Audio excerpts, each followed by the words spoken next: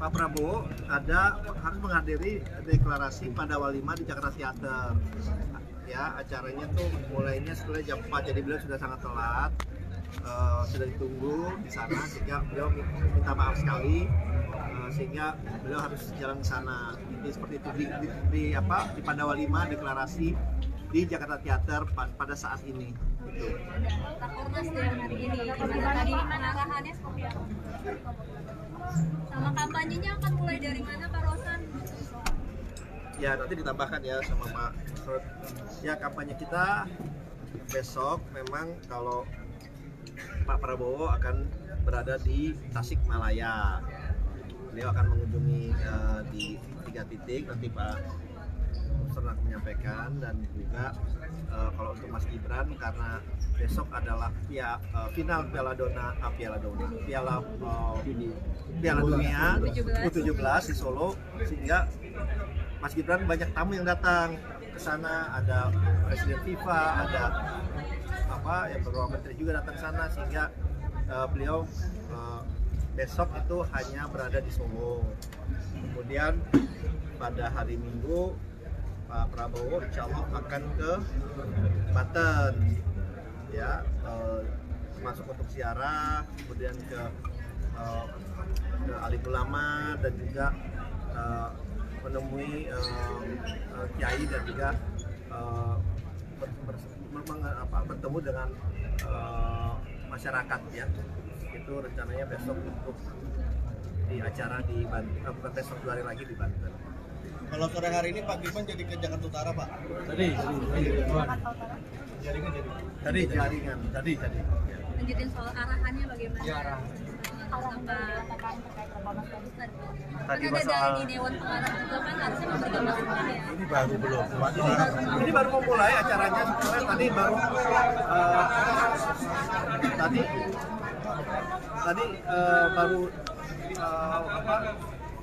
pesan dari Pak Prabowo dan juga Mas Gibran itu sudah disampaikan. Intinya tadi, saya pikir tadi ada di dalam juga. Oke. Ya, jadi yang disampaikan Pak Prabowo bahwa kita harus menjalankan pesta demokrasi ini dengan santun, dengan baik, tidak boleh menjelekkan paslon lain, bermartabat, dan dibawa dengan riang gembira, ya. Karena ini adalah pesta demokrasi, dan juga ini adalah edukasi politik kepada kita semua, jadi dilaksanakan dengan baik, dengan tetap mengikuti semua peraturan yang ada, baik yang sudah ditetapkan oleh KPU dan juga peraturan oleh Bawaslu, gitu. Itu pesan dari beliau, dan yang paling penting kampanye ini harus memberikan asas manfaat juga kepada seluruh rakyat Indonesia. Oleh sebab itu, program yang kita sudah laksanakan hari ini sampai dengan Februari tanggal 14 nanti, tanggal 10 Februari adalah program makan gratis dan susu gratis yang kita bagikan di seluruh sekolah-sekolah, di seluruh pasar, di seluruh tempat ibadah, yang dilaksanakan setiap hari, yang melibatkan seluruh TKD, seluruh relawan, dan juga semua unsur yang mendukung pasangan Pak Prabowo dan Mas Gibran. Pak Rosan, tadi di Rakornas tidak terlihat Bu Kofifa, berarti ini artinya TKD di Jawa Timur jadi dipegang sama Pak Dekarwo atau bagaimana? Sabar. Sabar dulu, udah mulai kampanyenya Pak Rosan. Orang sabar disayang sama Allah, ya kan. Artinya terlibat semua Pak Rosan akan indah pada waktunya. Ya. Atau membantu sebagai tim bayangan mungkin Pak Rosan? Ya, nantilah. Pak Rosan, terkait debat, Pak Rosan, KPU meniadakan debat khusus capres dan cawapres.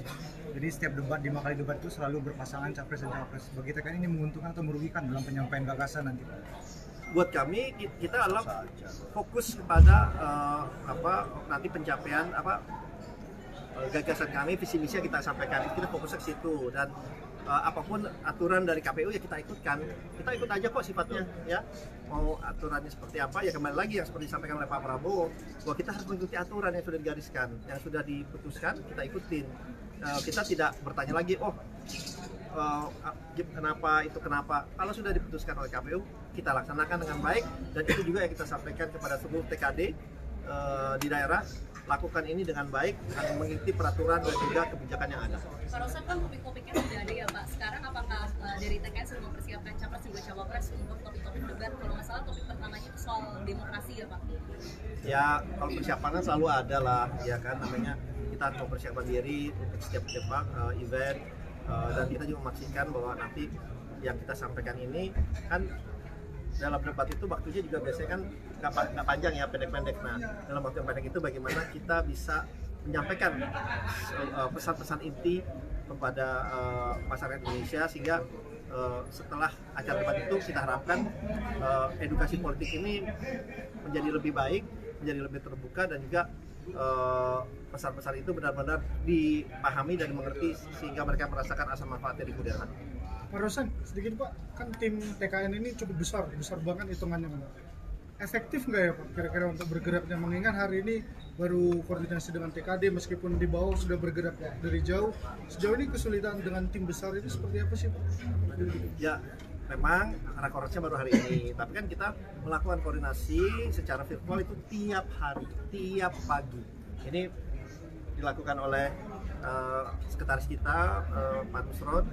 Karena ini kan secara formalnya, tapi konsolidasi kita lakukan setiap pagi, tidak hanya dengan TKD, tapi juga dengan relawan, pemilih muda, dan semua pendukung dari pasangan Pak Prabowo dan Mas Gibran. Bertembakan? Gus, kemarin kan viral juga nih aksi Pak Prabowo yang juga joget-joget itu dibilang sindiran politik gemoy gitu. Tanggapan dari TKN sendiri seperti apa Gus? Ya namanya orang sindiran kan tanda iri. Jadi yang namanya orang iri itu ya orang hasut, kita doakan supaya bersyukur gitu aja.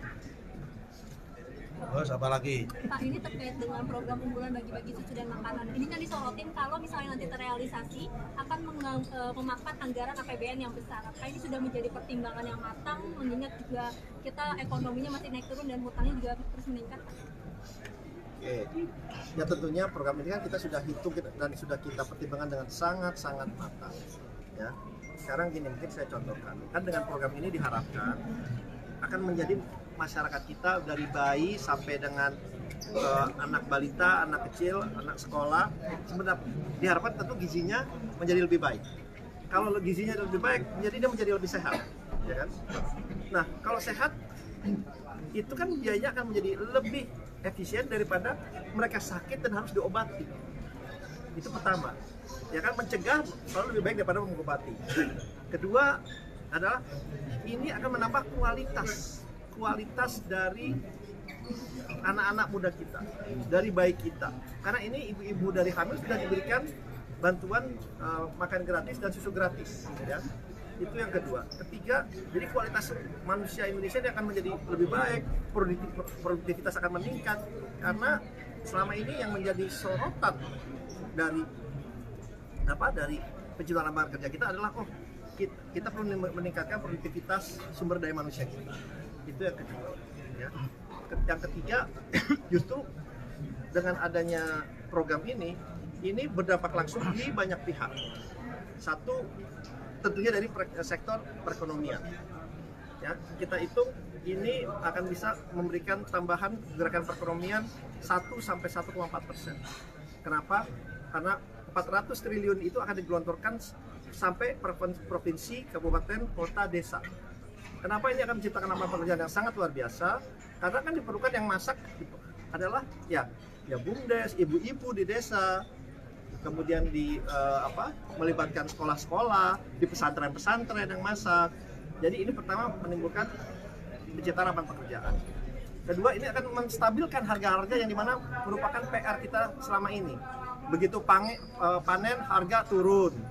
Nah, dengan ini harga telur akan terjaga, harga ayam akan terjaga, karena sudah ada kepastian pasti pembelinya atau off-taker-nya adalah pemerintah melalui program ini, gitu ya. Kemudian tentunya ini juga akan memberikan program keadilan sosial kepada seluruh rakyat Indonesia. Kenapa? Ya, orang yang tidak mampu kita berikan program ini sehingga ya keadilan akan lebih tercipta. Yang tidak mampu kita bantu, kalau yang sudah mampu ya tentunya ya sudah, alhamdulillah gitu ya. Jadi program-program ini dampak itu sangat luar biasa. Jangan dilihat hanya dari segi kesehatannya saja, tetapi ini penambahan sumber daya manusia, penciptaan lapangan pekerjaan, ini merupakan PR utama kita.